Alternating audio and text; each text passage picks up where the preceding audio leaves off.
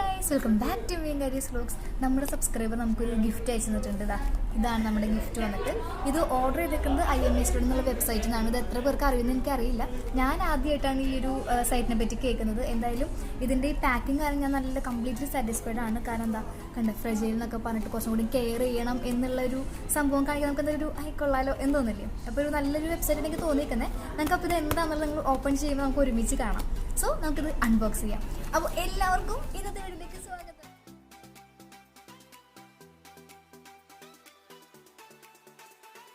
Guys, ഞാനൊരു മലയാളി എന്ന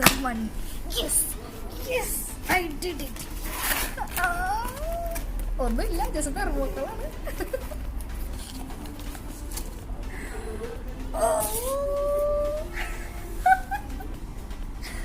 Dji Pocket osmo, നമ്മുടെ ഓസ്മോ പോക്കറ്റ് നമുക്ക് കിട്ടിയിട്ടുണ്ട്.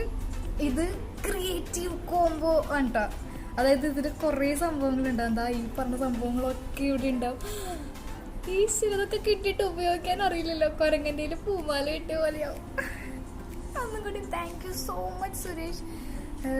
നമ്മുടെ എല്ലാ വീഡിയോസിനൊക്കെ കമൻറ്റ് ചെയ്യാറുണ്ട് കേട്ടോ പുള്ളിക്കാരൻ.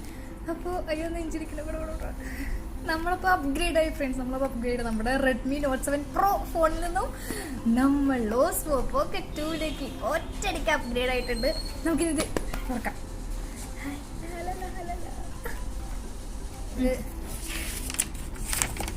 ഇതിൻ്റെ ഇതാണ് കേട്ടോ, മറ്റേ പ്രൈസും കാര്യങ്ങളൊക്കെയാണ്. IMS ഒരു പ്രത്യേകത ഞാൻ പറയാം. നമ്മുടെ ഫ്ലിപ്കാർട്ടിൽ ആമസോണിൽ ഉണ്ടെന്ന് എനിക്കറിയില്ല. എന്നാലും ഇതിലിപ്പോൾ നമുക്ക് എന്തെങ്കിലും സാധനം ഓർഡർ ചെയ്യണം, നമുക്ക് ആദ്യം തന്നെ നമുക്കൊന്ന് റെൻറ്റിന് എടുത്തിട്ട് നമുക്ക് ഉപയോഗിച്ച് നോക്കിയിട്ട് ഇഷ്ടപ്പെട്ടാൽ മാത്രം നമുക്കത് ബൈ ചെയ്താൽ മതി.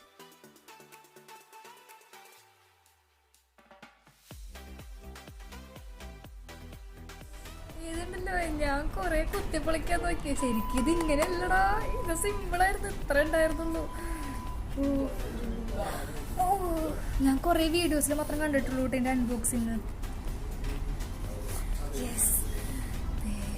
ഇത് ലാസ്റ്റ് നോക്കാം.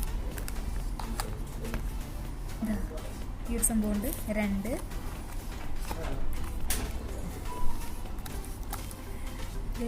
സെറ്റ് ഓഫ് സാധനങ്ങൾ. ഇതാണ് ക്രിയേറ്റീവ് കോംബോ എന്ന് പറഞ്ഞിട്ടോ.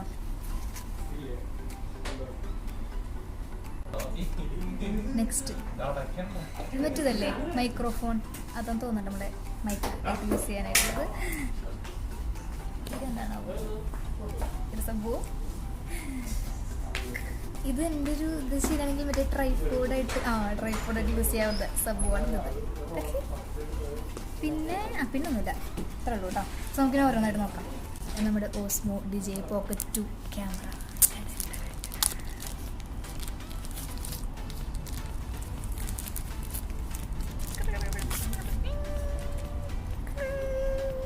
ഇതിൻ്റെ കേസും കേട്ടോ ഫുൾ എന്താ പറയുക, ഭയങ്കര സേഫായിട്ടായിട്ട് ഒരു പാക്ക് ചെയ്തേക്കണേ. ഇവിടെ കണ്ട സ്പോഞ്ച്, യെല്ലോ കണ്ട സ്പോഞ്ചാണ്.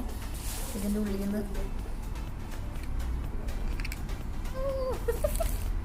വേണോ കറങ്ങിക്കൊണ്ടിരിക്കണ്ട. ഇതാണ് കേട്ടോ നമ്മുടെ ഓസ്മോ, നമ്മുടെ പോക്കറ്റ് ക്യാം വന്നിട്ട്. ഇത് ഇംഗ്ലീഷൊക്കെ ഇട്ടെ ഞാൻ. Device not activated, connect to Dji Mimo. നമുക്ക് നോക്കാം എന്തായാലും സംഭവം. സോ ഇതെൻ്റെ കേസും ഇതാണ് നമ്മുടെ ക്യാമറയും വന്നിട്ട്.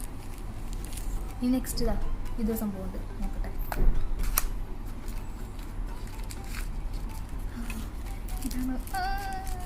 ഇതാണ് ഞാൻ ഉദ്ദേശിച്ച സാധനം ഗൈസ്. നമ്മുടെ മൈക്കിന് യൂസ് ചെയ്യില്ലേ, മൈക്ക് മറ്റേ നോയ്സൊക്കെ കൺട്രോൾ ചെയ്യാനായിട്ടുള്ള പൊട്ടിക്കാൻ.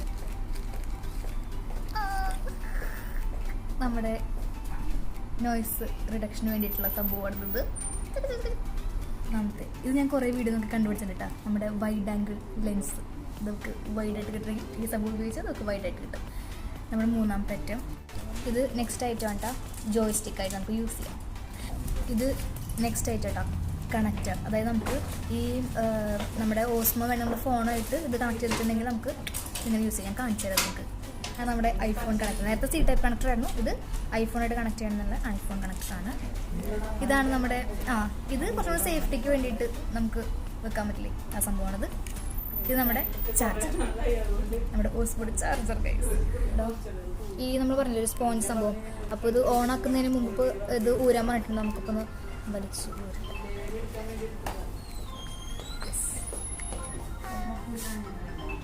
ഓക്കെ.